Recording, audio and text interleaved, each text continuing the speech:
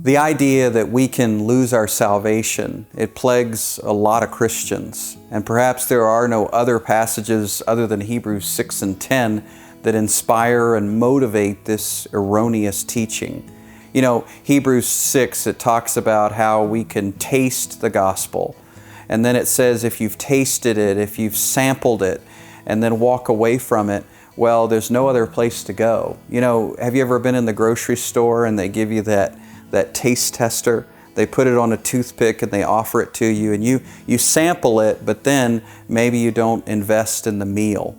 Well, that's exactly what Hebrews 6 is talking about. 2,000 years ago, there was a Jewish audience that was sampling the gospel. They were hearing and not believing. They were hearing the best samples of the gospel that God had to offer through the voices of the apostles themselves right there in Jerusalem.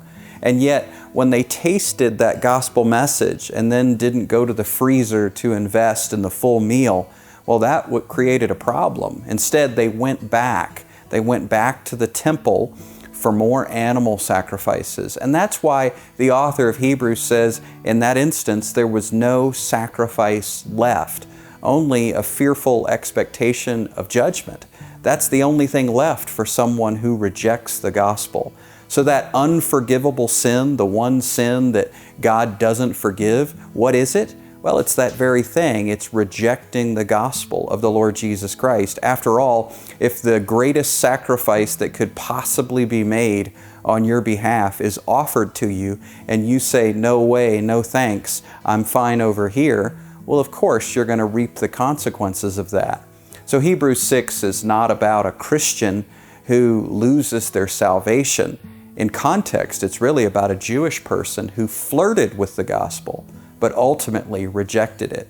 Now in Hebrews chapter 10, we see that it says if we keep on sinning after receiving the knowledge of the truth. So some people drum up the crazy idea that if we keep on stealing hubcaps, if we keep on lying, if we keep on cheating, if we keep on struggling, if we keep on having temptation get the best of us after we're saved, then, well, we're out of luck. But you know what? There's a context there too in Hebrews 10. You know the only type of sinning mentioned for 10 chapters in Hebrews? It's the sin of unbelief. Yeah, Hebrews is a pretty peculiar epistle in that regard, because other epistles, they're talking about sins of stealing and lying and cheating and fornication, adultery, all kinds of outward and obvious sins. But the book of Hebrews, for 10 chapters, deals with one sin, the sin of unbelief. And so in context, the passage in Hebrews 10, beginning in verse 26, it actually is saying to us, if we keep on in unbelief, if we keep on unbelieving after receiving the knowledge of the truth. After all, what do you do with the knowledge of the truth? You either accept it or reject it. But if we keep on rejecting after receiving a knowledge of the truth, there's no sacrifice left for us. Instead, there's that fearful expectation of judgment.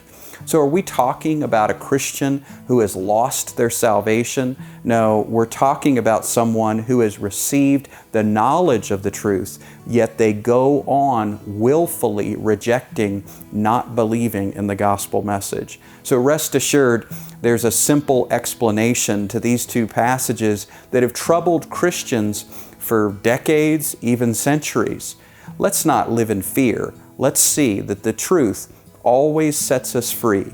And when it comes to your salvation, He truly will never, ever leave you or forsake you.